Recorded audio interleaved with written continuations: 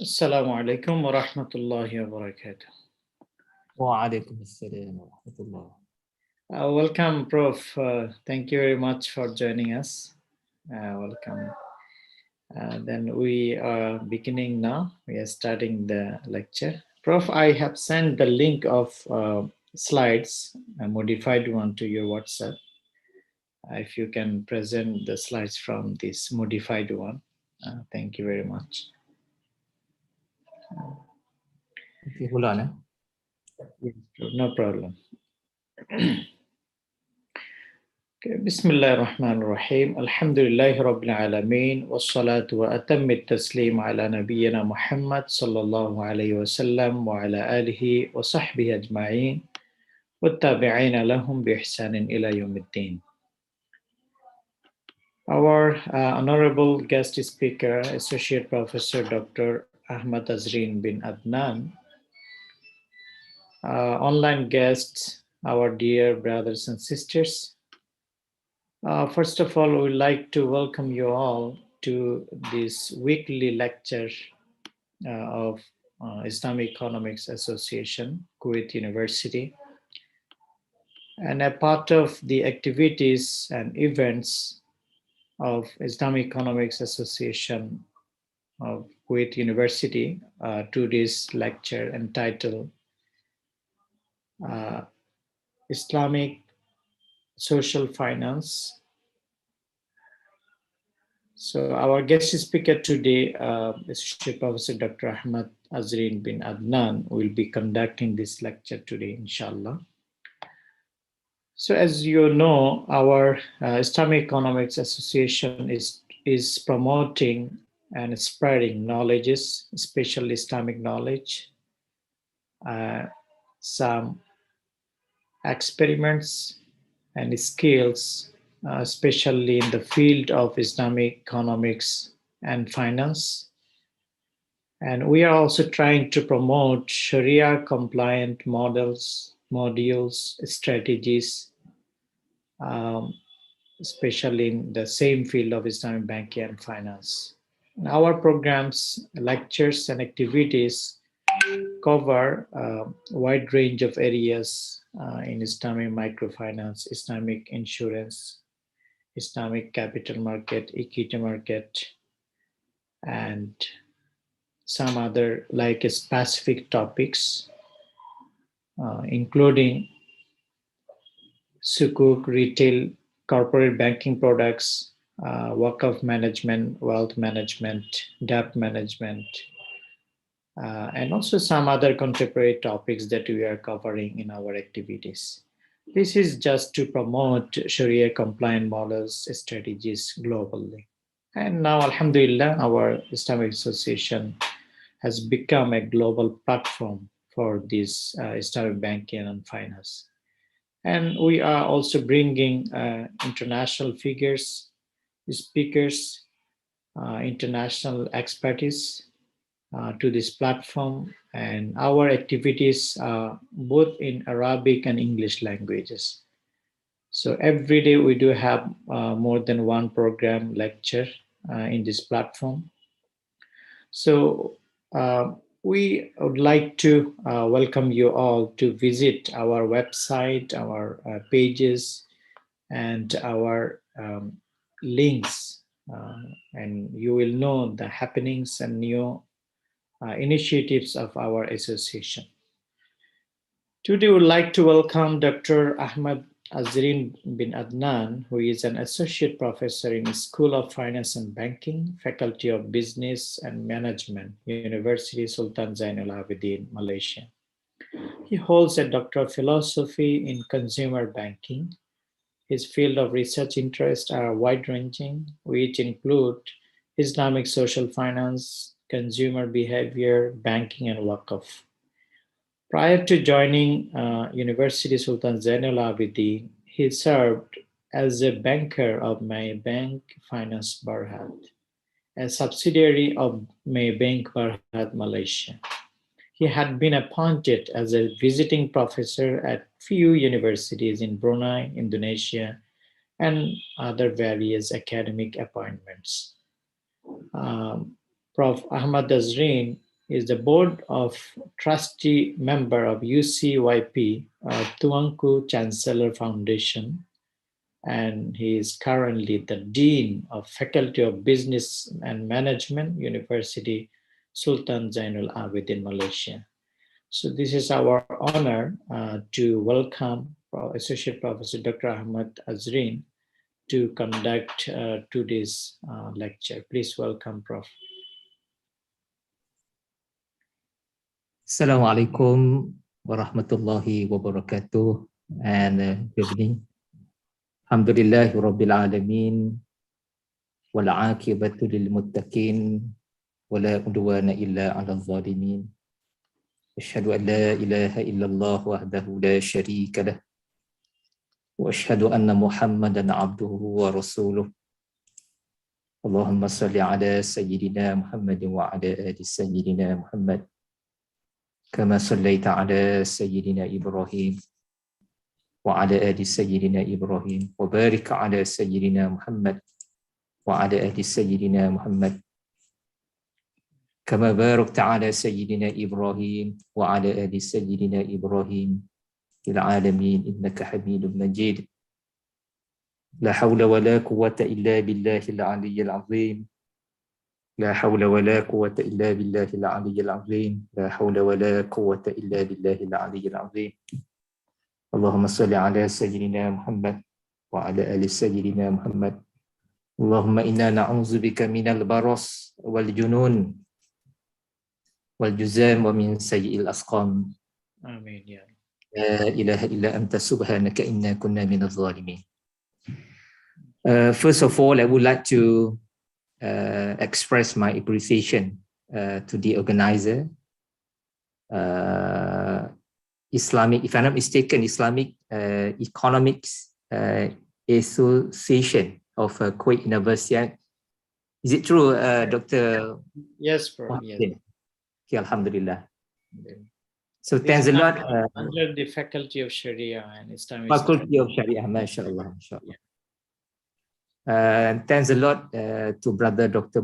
Muhammad, Dr. Mohiuddin, for your great hospitality, and I do hope that we can keep in touch later, inshallah. This is good for our friendship, for the benefit of Ummah, for the benefit of Islam. Alhamdulillah, inshallah. Inshallah. 20 years back, I was in the banking industry, just like Dr. Mohiuddin mentioned just now, that I was in Maybank Finance Berhad. It was the subsidiary of Maybank Berhad Malaysia. And for your information, Maybank is the largest commercial bank in Malaysia at this point of time. So it is very fortunate for me to be given a chance to be with the largest commercial bank in Malaysia.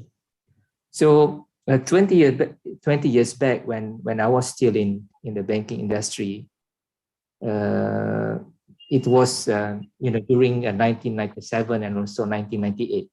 During that time, it was very, very unfortunate because during that time there was the financial crisis, faced by the Malaysia and also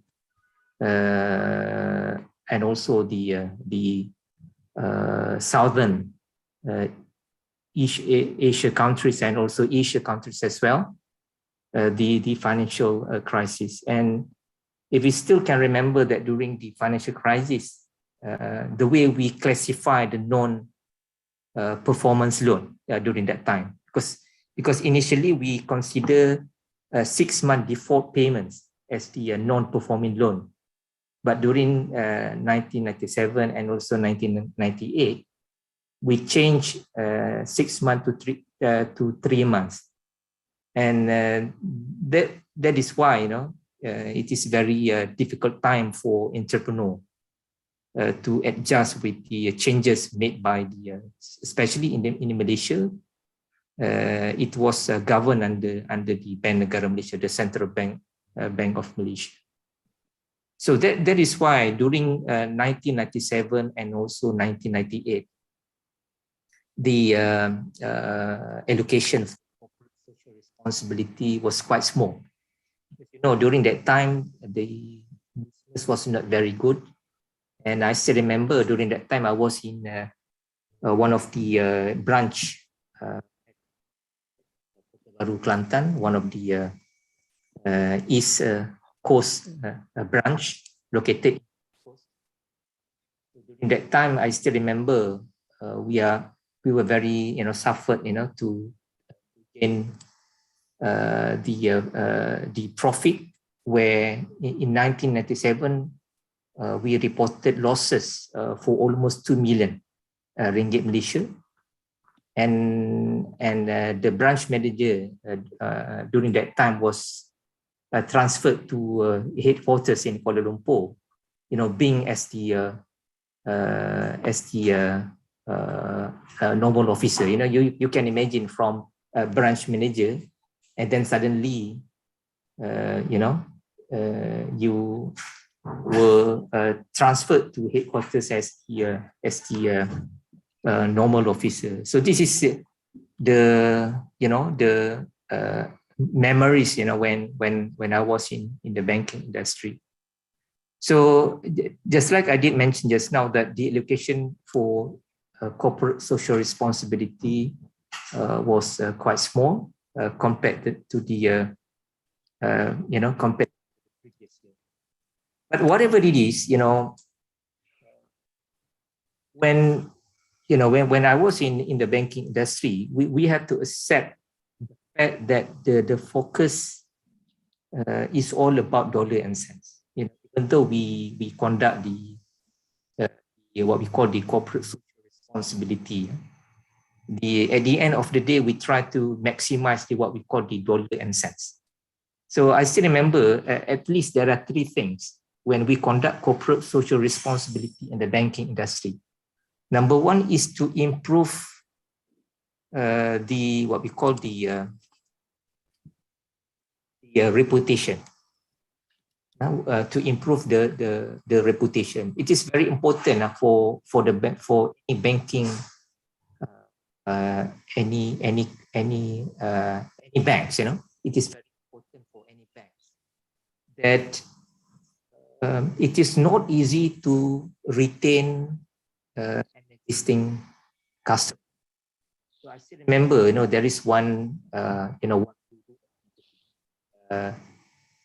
Philip Kotler mentioned about the importance of having the loyal customer. So he did a few research and come up with the conclusion that one existing customer is equals to 17 new customers. So that is why it is very important to bank to do corporate social responsibility to gain positive impact, and eventually to gain positive image, goodwill, and reputation, for the bank. Which means, every single dollar that we spend for corporate social responsibility, there must be values behind that will provide, a good impact to the bank. The second thing that I think when we conduct corporate social responsibility in the case of conventional bank is that to get connected with the community, the communication between the banking industry and also the society. It is very important to ensure that the customer is aware of our existence. It is very important. That is why, every single day, every single week, we, always, post news on the banking to the customers. And the last but not least is to attract, new opportunities. And this is what we call the word of mouth. If we conduct corporate social responsibility, if we organize CSR activities, once we get connected with the society, we can get thousands word of mouth, and eventually we can attract new business opportunity. People know about our banking products and also services, and people wanted to do transaction with us. And this is the three things, which I think the importance of doing corporate social responsibility. When we look at, in the case of Islamic banking, I must tell to all of you that my background is the conventional bank. But I had a great opportunity when I decided to join University Sultan Zainal Abidin. I had an opportunity to do attachment with number one with one of the subsidiary of Central Bank of Malaysia, which is the Credit Counseling Agency, which also engage with many Islamic banks. And from there, I learned, number one is the operation of Islamic banks, the differences between Islamic banks and also conventional banks.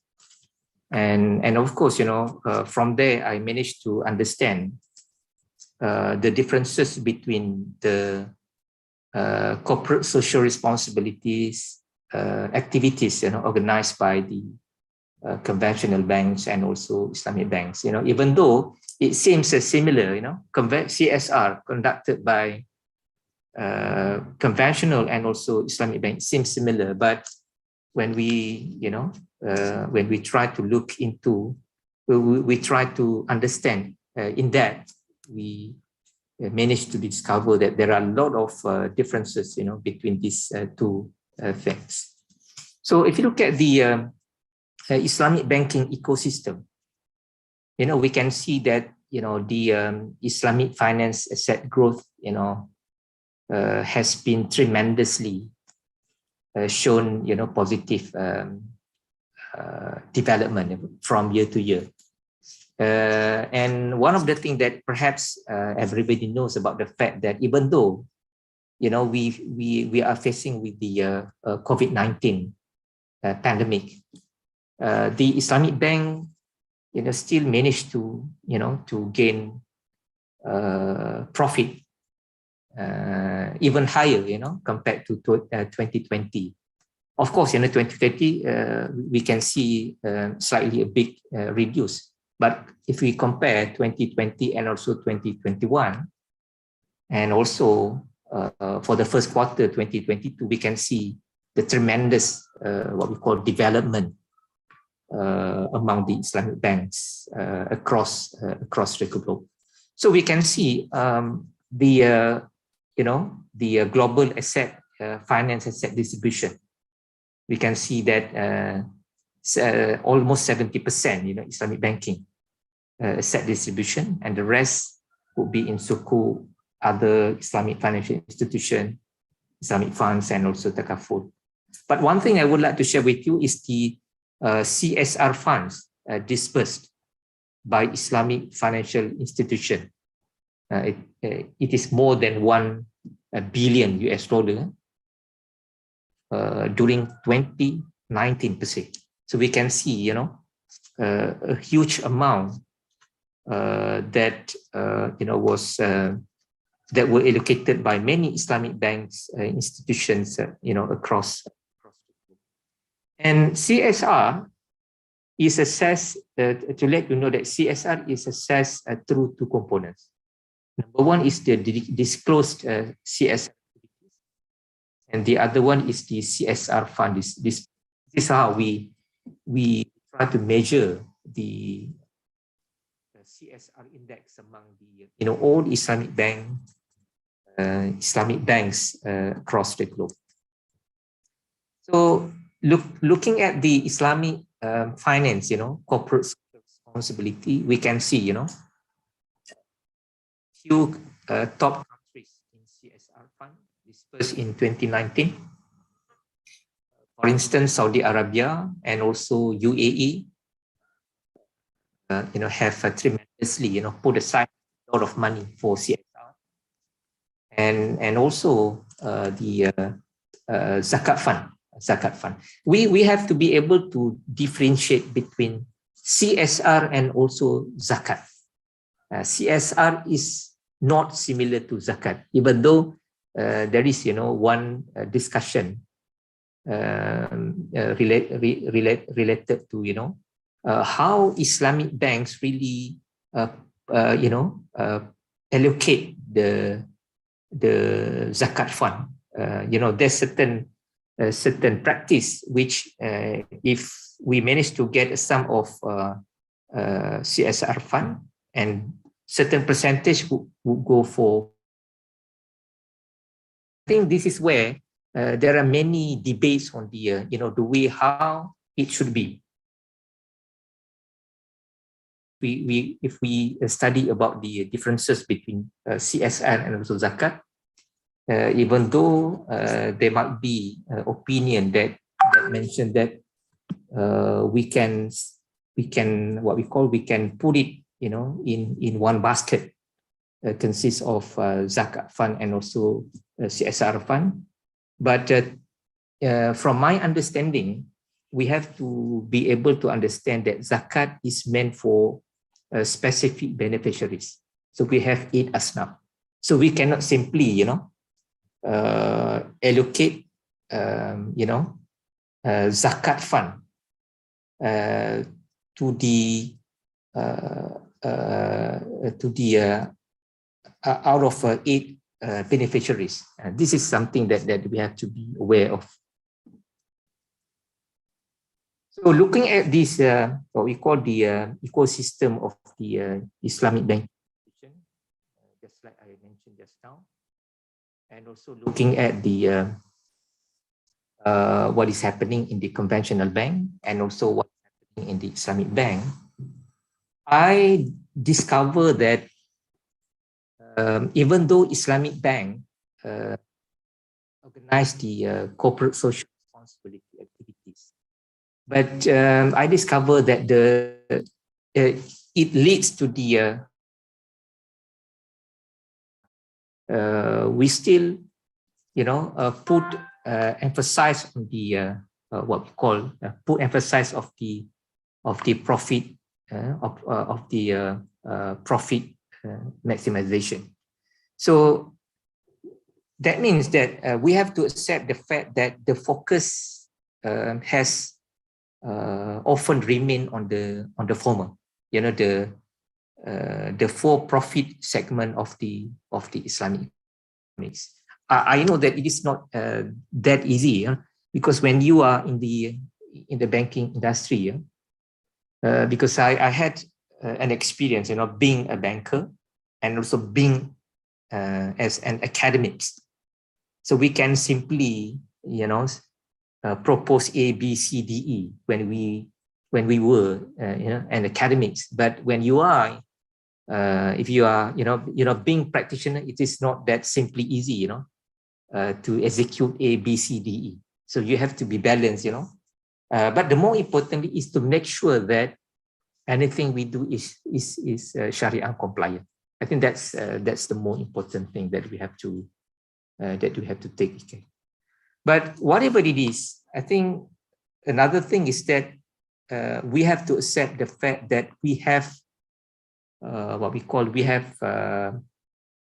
traditionally, excluded the philanthropy driven and focus and we focus more on the Islamic bank accountings, for almost 80% of global Islamic financial industry asset. And this is something that we have to look into. So that is why there are many critics of the Islamic bank corporate social responsibility. And I discovered at least 3 critics. Number one is that the corporate social responsibility activities organized by Islamic Bank is similar to Western Western corporate social responsibility. And we have to really understand that there are lots of differences, between Western views and also Islamic views on corporate social responsibility. If you look at many theories on the corporate social responsibility, we discover that Islam takes a holistic approach to corporate social responsibility. And one of the the basic principles that distinguished the concept of corporate social responsibility, from the West and also the Islam is related to the intention. Is related to the intention underlying the company in implementing corporate social responsibility.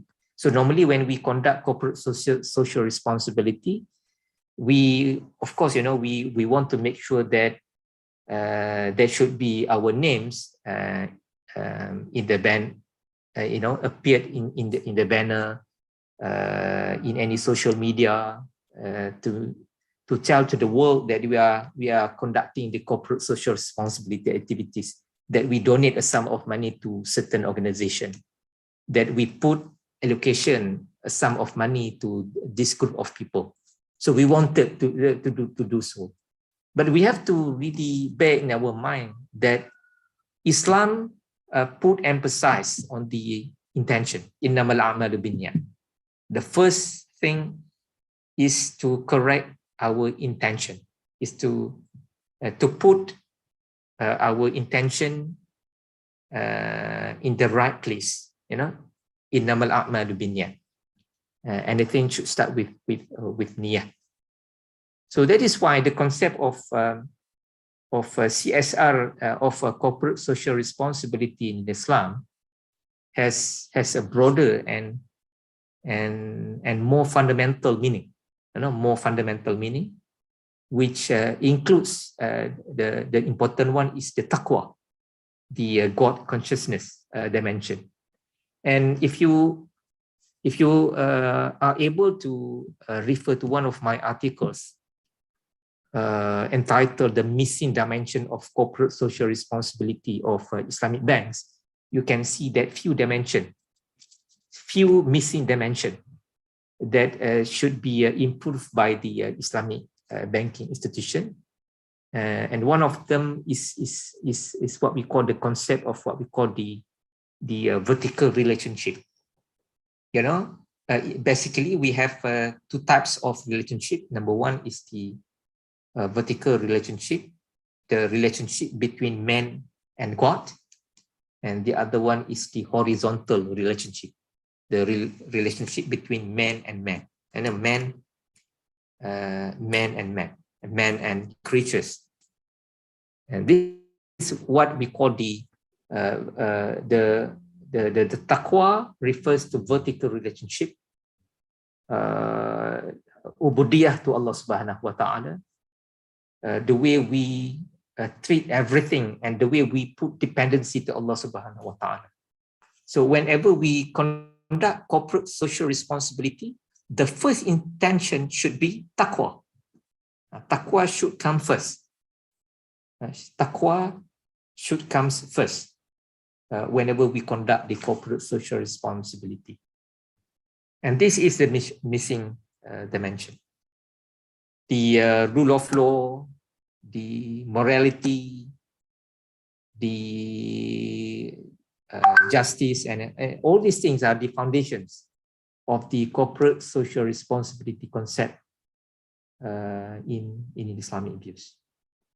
So that's why if we let's say Islamic banks conduct corporate social responsibility, without taking into consideration the taqwa, without taking into consideration the God consciousness, without taking into consideration the accountability.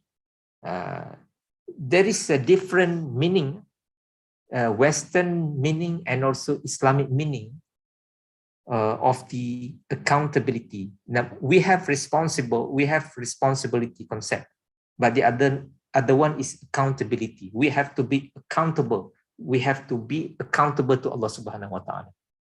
So this is, I think, many critics of the Islamic Bank CSR is where, you know, the way we practice CSR is similar to Western approach.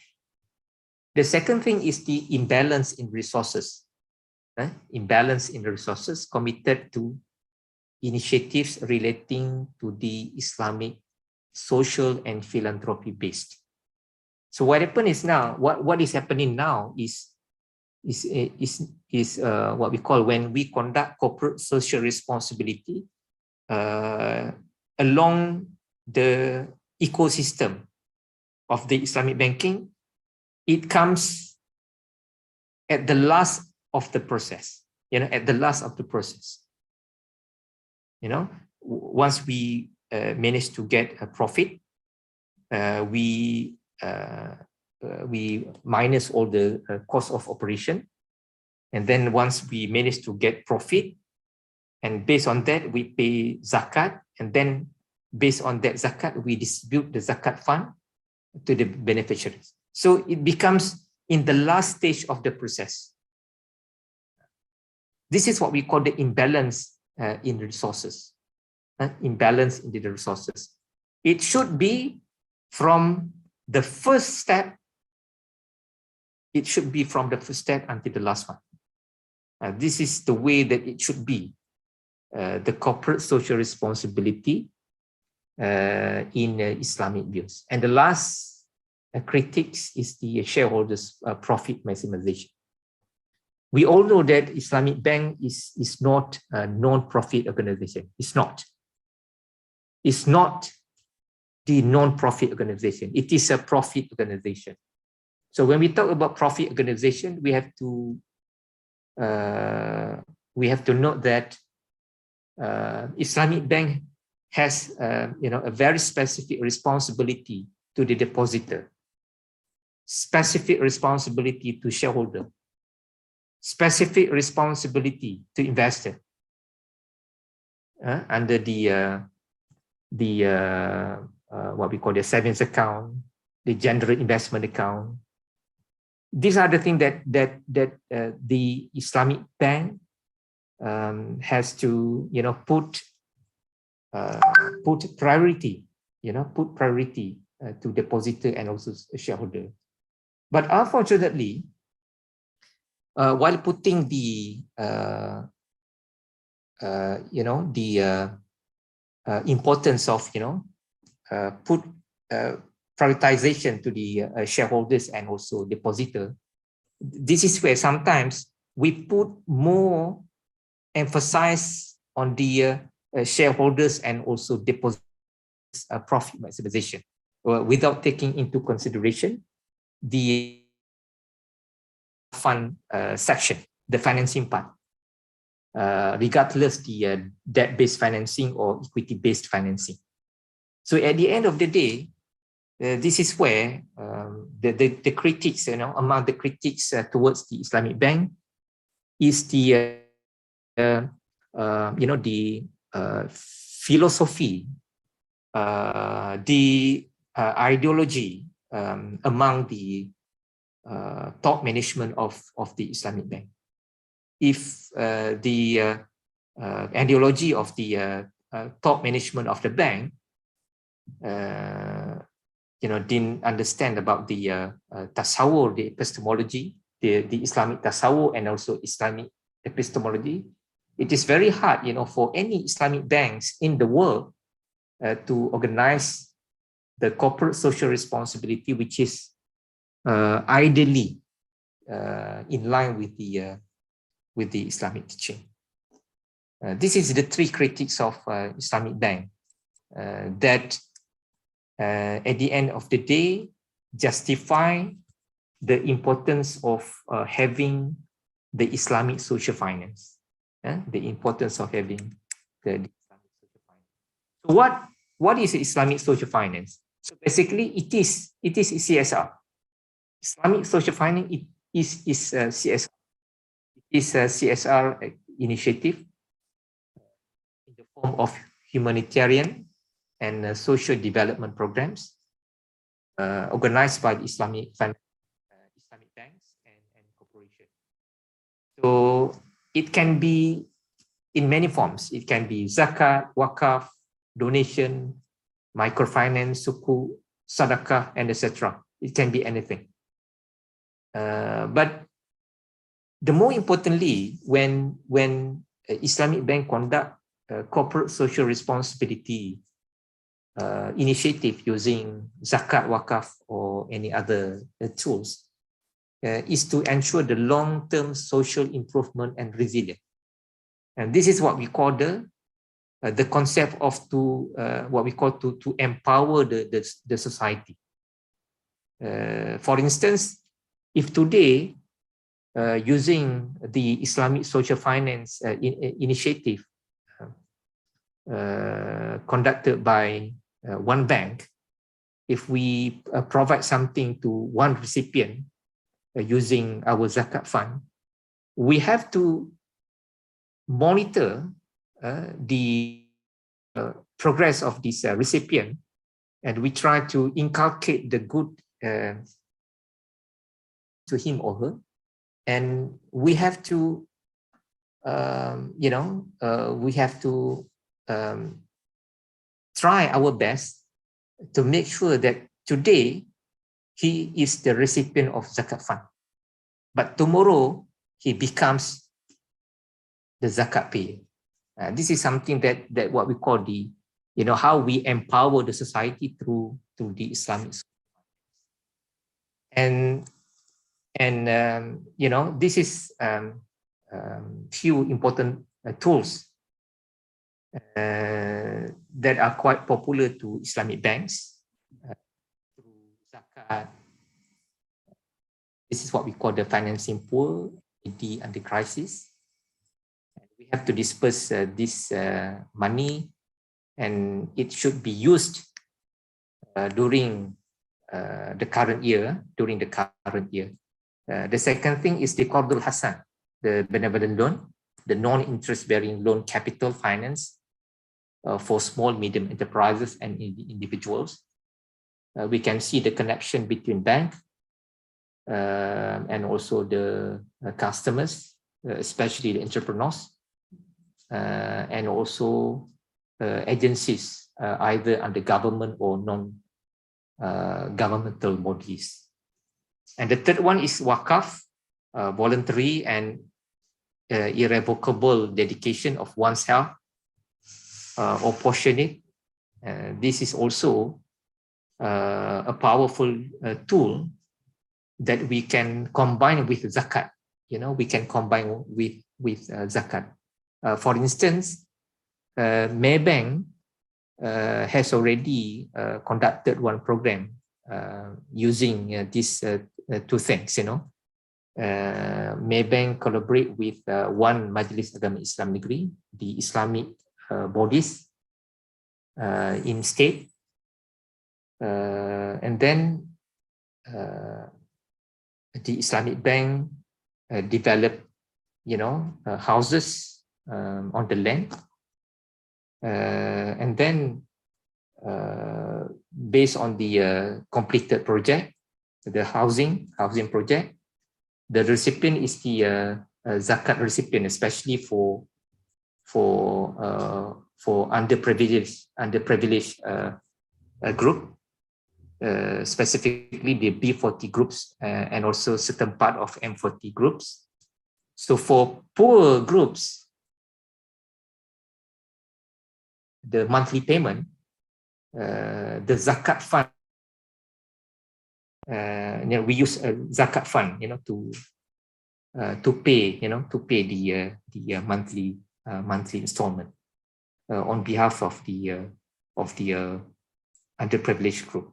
So this is how we combine, the instrument of zakat and also wakaf under one program. And the rest is the social sukuk, and this is what we call the financing. This is meant for long-term social project. And also we do have the donation. We have to really understand the differences between donation and also sadaqah, donation and also zakat and also wakaf. Wakaf, the beneficiary can be anybody, but zakat is stipulated under 8 asnaf, but and donation can be anybody. And the last one is the microfinance. This is the loans to people excluded from the mainstream banking system. For instance, we do have the small hawkers, and this is where we the bank can help this group of people who do not have the bank statement, who do not have the monthly fixed monthly income. So this is the microfinance comes in to help this group of people. So based on these various important tools, we can see that under the Islamic social finance, we can use, Islamic bank can use any these tools to help the targeted group. It can be underprivileged, it can be those who have monthly income below 4,000 ringgit Malaysia or 1,000 plus US dollar. So we can have a targeted group to connect this group of people with the banking institution and also with the government agency. So I just want to share with you one of the real case. One of the real case, and this is the real case, and this is based on the UNISA's experience. This is what we call the Smart Partnership Program between Maybank Islamic. Maybank Islamic is a subsidiary of Maybank with Maybank Islamic and also UNISA. So this program, we call this program as Maybank Islamic Siswa Prono Asnaf UNISA. So Alhamdulillah, Maybank Islamic has agreed, to allocate 200,000 ringgit Malaysian to UNISA using its zakat fund. So Maybank Islamic decided to use a zakat fund. This is under the Islamic Social Finance Program, and Maybank Islamic provide this allocation to UNISA under the Maybank Islamic Siswa Program. So under this program, actually, this is financially designed for underprivileged students. This is financially designed for underprivileged students, especially students. Their household income, their total income of their father and also mother, not more than 4,000 ringgit Malaysia. So we consider this group of students as a B40 students. So it is a special aid scheme for B40 students to start a business in the services. So there are two criteria that we select the student. Number one is B40 student, the poor student. That's the first criteria. And the second one is he or she must have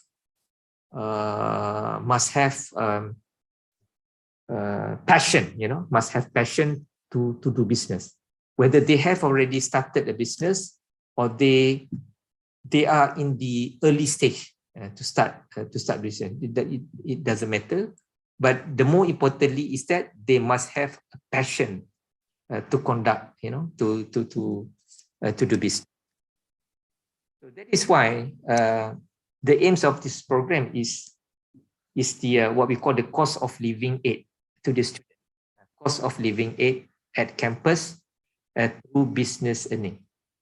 And of course, when we have this program, it can provide a better, opportunities, for B40 students. And number one is to get pocket, is to get the what we call the financial assistance, financial assistance during the campus life. And the other one is they can being exposed to some training related to the entrepreneurial education. So under this program, we collaborate, with outsiders. So in these programs, we have sponsors, which is maybe Islamic, and we identify a few experts among the lecturers of the faculty, become the mentor. And also we have co-mentor. This is practitioner, the business man outside that can be the industry mentor for the students. And B40 student, the underprivileged students, is the participants of this program. So alhamdulillah, we managed to conduct a few discussion in Maybank Islamic, especially the steps to be taken, especially during this COVID-19. There are many programs that we plan have been revamped a bit to ensure that the smoothness of this program, especially when we supposed to do the face-to-face discussion and also monitoring, but then due to the fact that we are facing the COVID-19 and also standard operating procedure that we have to comply with, then we have to modify the programs. We have to modify the programs to ensure the smoothness of this program. And this is the steps that have been the steps of this program. The first step is the potential and database. And this is very important to ensure that we manage to get only the right student to this program. So basically, when student sometimes they tend to attend this program just for the sake to get say for instance to get money for their business capital, and then once they get money they disappear. So we don't want this thing happen. So that's why we do the mapping and also we do the screening tests in order to get the right candidate to be in this program. And once we have a set of the candidate, when we completed the screening test, alhamdulillah, we managed to get almost 50 students. So we managed to get 50 students, and based on these 50 students, we matched their potential with the mentor, industry mentor, and also mentor among the lecturers. So we blend together the practitioners and also the academics expertise to come together to help students, and from there we managed to do what we call the capacity building, and this is so we conduct this capacity building weekly. Every week we conduct this program, and the business initiation, and the last one is the monitoring. And this is the first phase.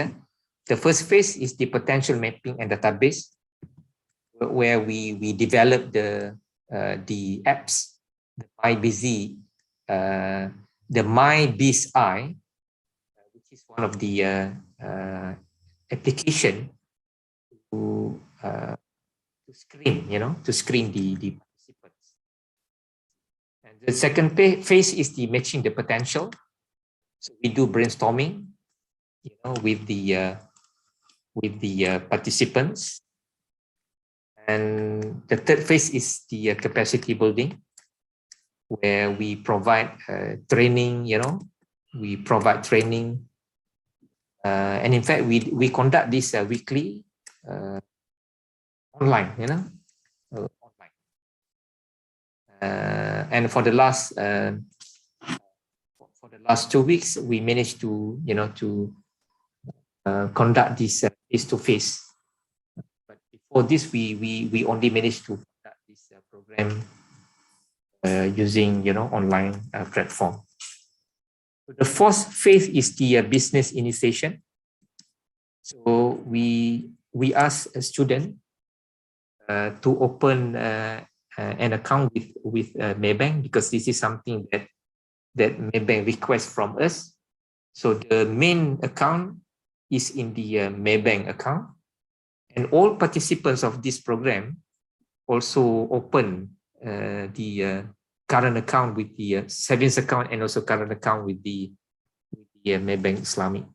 So we can see, from project leader savings account, and the money disbursed to participants, and then when they do business, we can see the transaction using M2U and also QR Pay. That would the systems are provided by the Maybank. So all participants have opened their savings account with Islamic banks. So very interesting thing is that every participants of this program, so we provide 2,000 ringgit Malaysian. It almost what we call it almost 600 to 700 US. So we provide them this initial capital for them to start their business. So their business varies in F&B, in design, and etc. So this is one of the participants that has shown a good progress. So you can imagine, from B40 student, from underprivileged student, we provide training using under the Islamic social finance provided by the Maybank Islamic. You can see, tremendous development of this participant. And at this point of time, from the day one, he managed his business until now. He managed to get the sales. The sales almost 12,000. 12,000. Sorry, the sales is about 12,000. 12,000. Per month. So you can see that the progress, the good progress of these students, from the today, from the day one until now. And the first phase is the monitoring system, where the mentor, the industry mentor, and also among the academics, they go on site monitoring.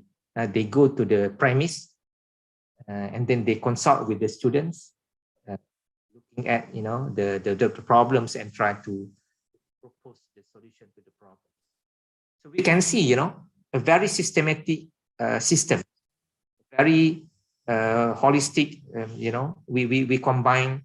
We have 5 phases that is able to prepare the student, and also that is able to ensure that the aim of the program, we can achieve the aims of this program. So that is why based on this very systematic arrangement, and also weekly discussion with the participants and also monthly discussion with the Maybank Islamic as the sponsor, as the provider of this Islamic social finance program. So we can see many success stories. Among of them is the one of the participants managed to get entrepreneurship award.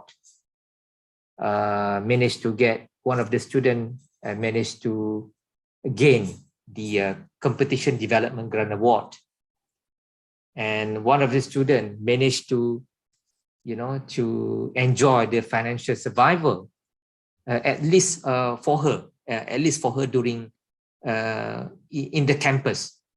He managed to have 600 ringgit. It's equivalent 200 ringgit, 200 ringgit per month. She has that kind of money that this is what we call the financial survival during the campus life. And the last one is the product innovation. Using the MyBusy, we managed to get award for this application through two competition. The one is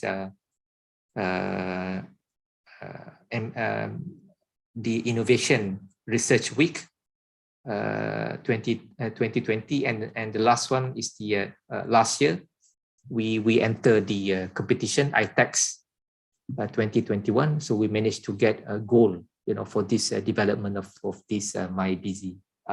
So we can see the successful of this what we call the Islamic social finance is through the collaboration between Islamic banks with other agencies.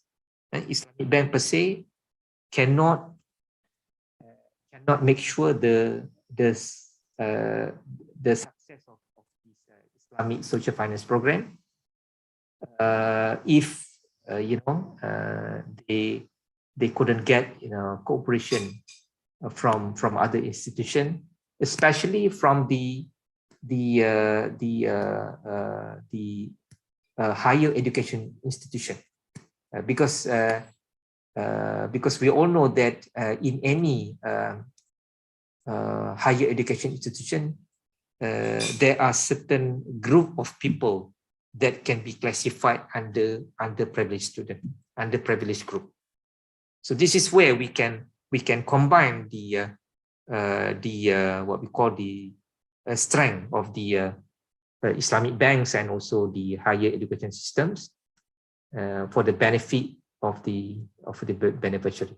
So as a conclusion, we all know that, as I mentioned just now, the Western corporate social responsibility is not similar to Islamic corporate social responsibility, especially when we talk about the worldview and also the epistemology.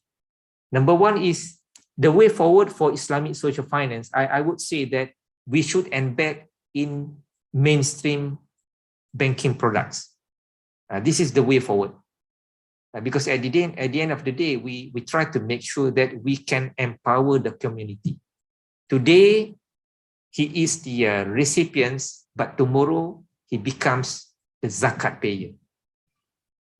Assalamualaikum warahmatullahi wabarakatuh. Thank you. Back to you, Doctor. Assalamu rahmatullah, mashallah. Thank you very much, Prof, for this wonderful, mashallah, discussion and presentation. Alhamdulillah, we have already learned many things, and as Prof already elaborated, CSR, and also there is communication between the banking industry and the society. And we have learned as well global Islamic finance industry landscape, as our doctor explained very well, alhamdulillah. And I think the project's implementation as well, and we know how Prof explained and elaborated a project of Maybank with the University Sultan Zainal Abidin. So this is, I think, a brilliant idea with the basis, and I think we can also take this example in our other society institutions if we want to implement Islamic social finance with this kind of projects implementation. So thank you very much, Prof, for this great effort and great presentation. We are really honored to have you today. So I think we do have many participants here from around the world. We open the floor for your any comment or any questions. Our Prof is here already to respond to your question or comment, inshallah. So either you may raise your hand or you may write anything in question and answer section. Okay, there are many participants are thanking our guest speaker today for this wonderful session, Prof. We thank you as well, Sister Monia and Brother Muhammad. Yes, Brother Muhammad Hijaila. Yeah, thank you so much for these comments and for your compliment. Yeah, I think there are some brothers already raised the hand, Doctor, so we may take their question or comment, inshallah. Dr. Ilyas Abu Al-Haji. Okay, Dr. Ilyas. Welcome, Doctor. Assalamu alaikum, Dr. Muhyiddin. Yeah, alaikum assalam wa rahmatullah. How are you? Alhamdulillah. We hope you are fine as well. Thank you very much, and thank you for Prof. Ahmad for this interesting explanation for the CSR. Actually, I am interested in the Islamic CSR, and I had a paper on it, and applied this paper in Jordan. The things that I want just an explanation from Prof. Ahmad. How we consider the zakat as one of the criteria for the CSR? You mentioned more than one criteria like Qard al-Hasan, donation. But the zakat, it is, I think it is general. It is applied for all Muslims. How we can apply it for the Islamic Bank in specific? So this is the first thing. The second thing, the case study, it was interesting from my side. And if you can share more information about this, if we can apply it here in UAE, and I will be very thankful if you can write just your email or you can provide me with any contact information to collect more data about this case study. It is interesting from my side. Thank you very much for all, and thank you for the Islamic Economic Fund. Thank you. Okay, thank you. Yes, Doctor, please. Could you please repeat the first question? I couldn't get the first question. The first question related to the zakat. The zakat. If you return back to the slides, please. Slides. There is a slides regarding how the name of the slide. How.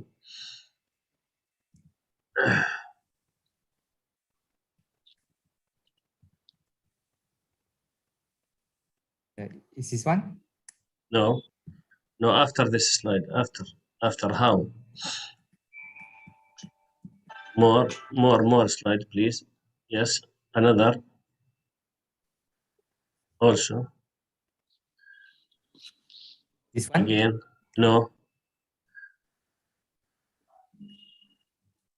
There's one slide. Here. Okay, you mentioned. This is the one. Yeah. Here. Yeah. Okay, here. No. The previous one. The previous one. The previous. Yes, here. Yes. Okay. Yes, here you mentioned. No, not this one. Not this one. The other one. No. After that, Prof. After that. Little bit, Prof. Little bit. Yes. Next one. Yes, here. Yes, this one. Yes, here. You mentioned here the zakat, Qard al-Hasan, waqf, social sukuk, donation, and microfinance. It is, I think, a criteria, used to measure the CSR. Okay. Now, regarding to the zakat, how we can consider the zakat, as a measure for the CSR, because the zakat, it is applied for all Muslims, not only for the Islamic banks or for the Islamic finance. This is my question. Okay. I got you. Okay. We have two questions from Brother Dr. Ilyas. Doctor? Yes. Can you hear me? Yes, I am hearing you. Okay, we have two questions from Brother Dr. Ilyas. Alhamdulillah, this is very good questions. So allow me to answer the second question first. Okay, I think this is what we call the creative initiative, conducted by not only UNISA but also other universities as well. Because nowadays the Islamic Bank, they wanted to have the value for money program. So last time, the previous way on how they distribute the zakat fund is through the application from the university. Okay, let's say University A apply zakat from Bank A. So Bank A will go through the letter of application, then simply provide zakat allocation. Say for instance 100,000. But nowadays, bank has improved their systems. I had a chance to talk with the Deputy Chief Executive Officer of Maybank Islamic for the last 2 months. And he mentioned about the value for money, which means if we want to get zakat fund, we need to propose a value for money program, which is, number one, we have to identify who are the recipients of this program. It can be underprivileged student. It can be also because we have under the poor asnaf. We can also under the fakir asnaf. But we also have the asnaf fi sabilillah, the fi sabilillah portion. So fi sabilillah portion is very huge under the educational institution.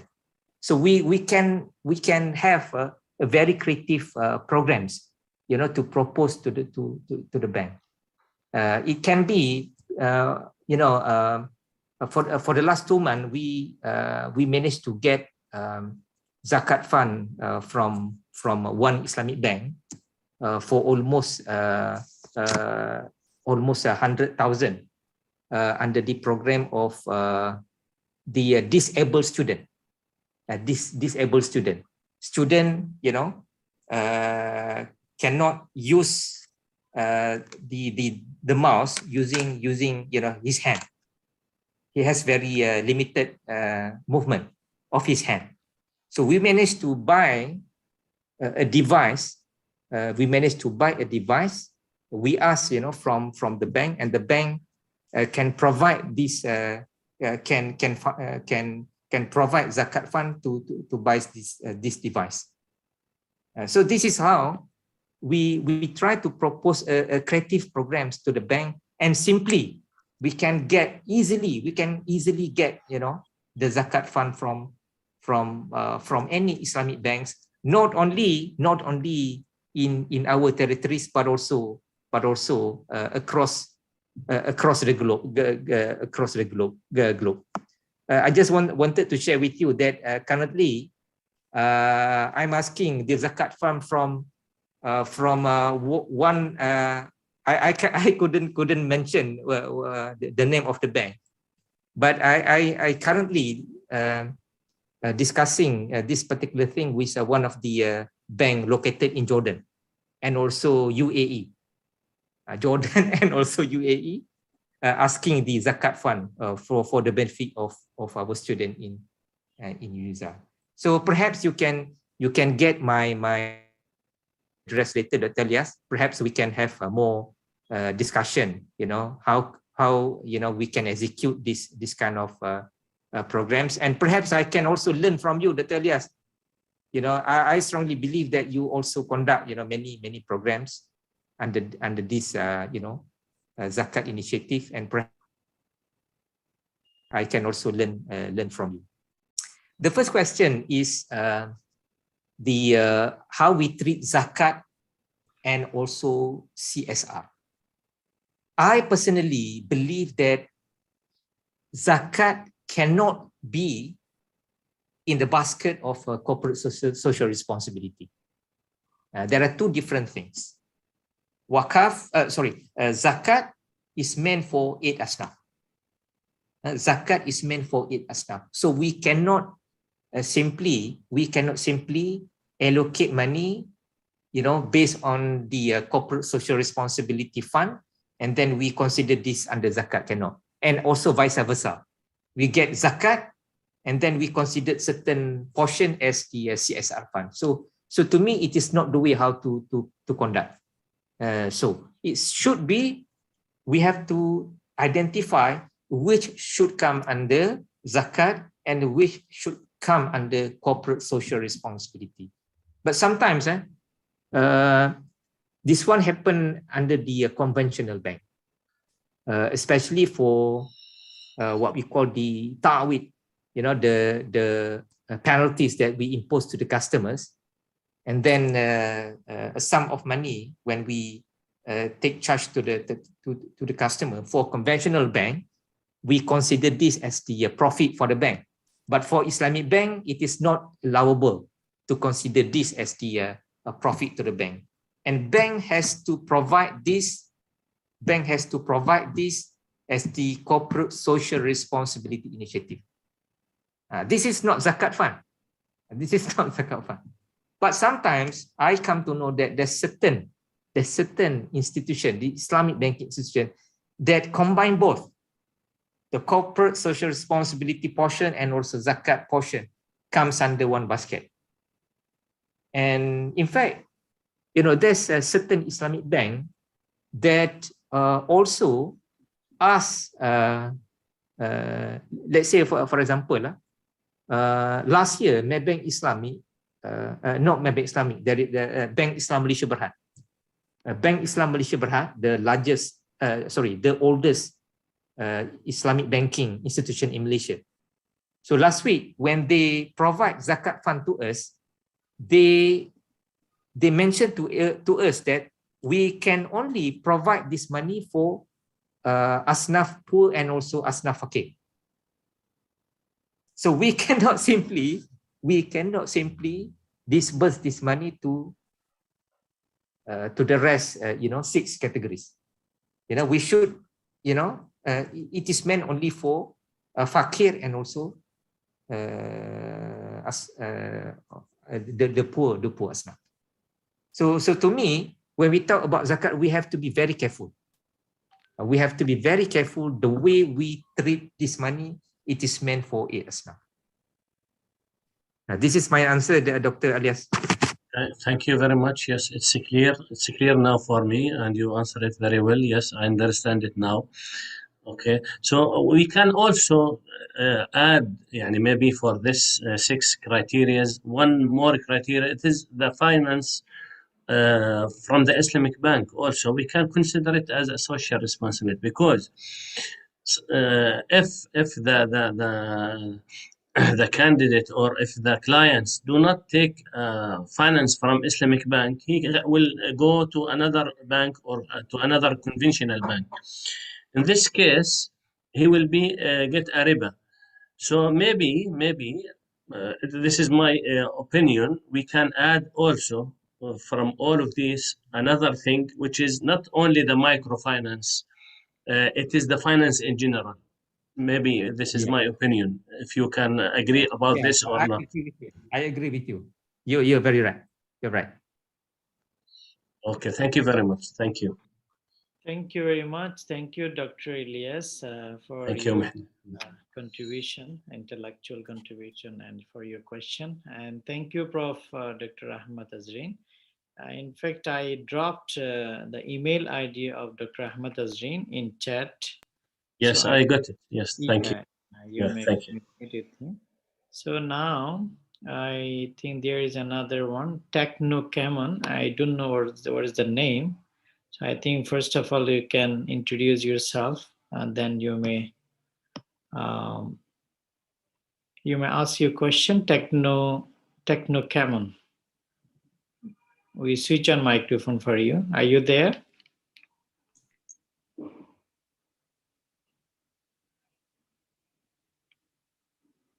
Technocammon. Okay, let's Welcome to Mr. Majid Muiz. Mr. Majid Muiz. Yes, Assalamu alaikum wa rahmatullahi wa barakatuh. Wa Waalaikum assalam wa rahmatullah. Jazakumullah khair. First of all, okay, really, it's a very critical topic what we discussed or discuss our doctor. So, but I need this the same slide what we discussed. So, social sukuk, what financing for long-term social projects. So, in this case, okay, what kind of investment of social sukuk we have to invest as a long-term, or what is the benefit and profit and loss margin for social sukuk? Can you please describe on this chapter? Okay. Okay. Brother, what is the name of brother? Majid. I couldn't remember, Doctor. Sorry? Brother? Yes, I couldn't get the name of the brother. Just Majid. Majid. Yeah, Majid. Majid. Yeah. Okay, Brother Majid, thank you very much for this, this very good question, regarding the social sukuk. Okay, one of the current problem that is happening now in Malaysia is the availability of affordable housing. Affordable housing becomes a very great issue in Malaysia, especially those when we talk about the urban poverty. When we talk about urban poverty, so one of the things that the issue is that the number of availability of affordable housing, because affordable housing, there are so many definition of the affordable housing, especially in terms of the prices of the house. The prices of the house, based on the developer, it should be under these prices. Based on the customer, it should be under these prices. Based on the association of the housing, it should be these prices. So we have various prices of the affordable housing. So at the end of the day, the number of recipient of the affordable housing is very limited because of the availability of the affordable housing number. So affordable housing, it relates with the cost of development, cost of land, cost of metal, and there are many items that should be should consider. We have to take into account the cost of these particular things. So at the end of the day, the cost of houses is very expensive, and the people cannot afford to gain houses.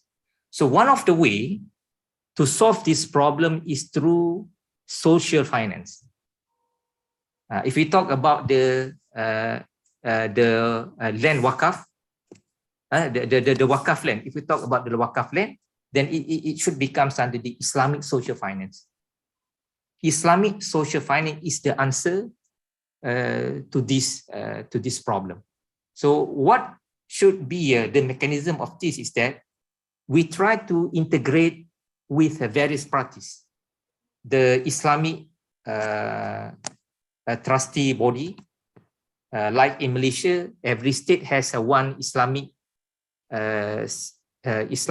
state agency, which take care the Islamic affairs, Islamic matters. And we should also, in this collaboration, we should have Islamic authority, we should have Islamic banks, and we should have the government agency. So these three parties should come together to provide affordable houses using sukuk. Using sukuk. So the government also plays its role. for instance, to provide a small percentage of discount, the subsidies to the to the goods, to the to the costs, to develop houses. And also to the Islamic Bank. Islamic Bank has to propose the best Sharia contract. It can be musyarakah mutanakisah. It can be musyarakah mutanakisah. Use the equity-based financing in this case.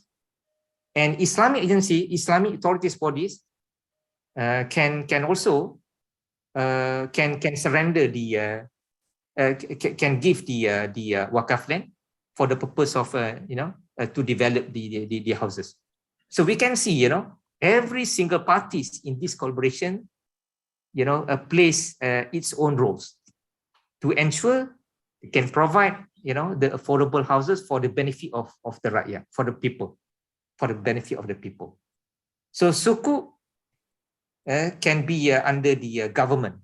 The government of Malaysia can initiate sukuk, and we manage. We simply can get a sum of money based on the because this sukuk is released by the government. Of course, it has a good recognition from the potential investor in this case. So this is one of the project that can be put under the sukuk, that can be put under the sukuk. And this is what we call the long term, and this is a big scale of the project. Thank you very much, Prof, for your answer and for your comment as well to our brother Majid Moise. And thank you, Brother Majid, for your question as well. So now we are almost at the end of the session. So in fact, I would like to inform our participants that UNIZA, University of Zainul Abidin, Malaysia, is offering now programs, bachelor programs and masters in Islamic banking and finance.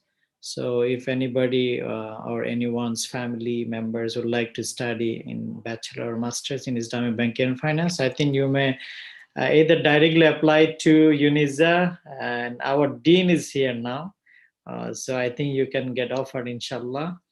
Or you may also email to us through our Nadil Iqtisad Islami. We can recommend our Dean, Dr. Prof. Ahmad Azrin, inshallah, to get offered, inshallah, in the university. So, Prof, are you offering offline and online both, I guess? Both. Mashallah. There's a good idea, good approach as well. So there is a, opportunity to study online and also offline. So inshallah, we'll be promoting as well your university, your programs. And inshallah, in future, we can have collaboration between your university and our Nadil Iqtisad Islami in any projects, in research projects or programs. Our Director General, Dr. Ala Al-Ubaid, who is also faculty of the Kuwait University, is very much pleased to have you during our session. And in fact, she is very well known in this field in Kuwait, in global area now. And she also knows your university very well, as we have two other lectures, speakers from your university, Dr. Farooq Abdullah and Dr. Muhammad Habibur Rahman. They were invited in our platform a few times. So this is good steps to have our future collaboration, Prof, inshallah. Inshallah. So thank you very much, Prof. If you have any concluding remarks for us, please. Yeah. I just want to say thank you very much and keep in touch. Keep in touch, inshallah. Thank you so much, Prof. Again, we will see you again in our session, next session in future, in other activities as well. Okay. So we would like to thank our online guest participants, brothers and sisters, for joining us today. Thank you so much, and inshallah, see you soon in other session. And we would like to thank our management of Nadil Iqtisad al-Islami, our board members, brothers and sisters, for their effort. May Allah subhanahu wa ta'ala accept our time and effort. Nasalullah subhanahu wa ta'ala at-tawfiq wa sadad wal ikhlas. Subhanak Allahumma bihamdik. Ashhadu an la ilaha illa ant. Astaghfiruka wa atubu ilayk. Wassalamu alaikum wa rahmatullahi wa barakatuh. Waalaikumsalam warahmatullahi wabarakatuh. Thank you, Prof. Inshallah. See you again. Inshallah. Assalamu alaikum.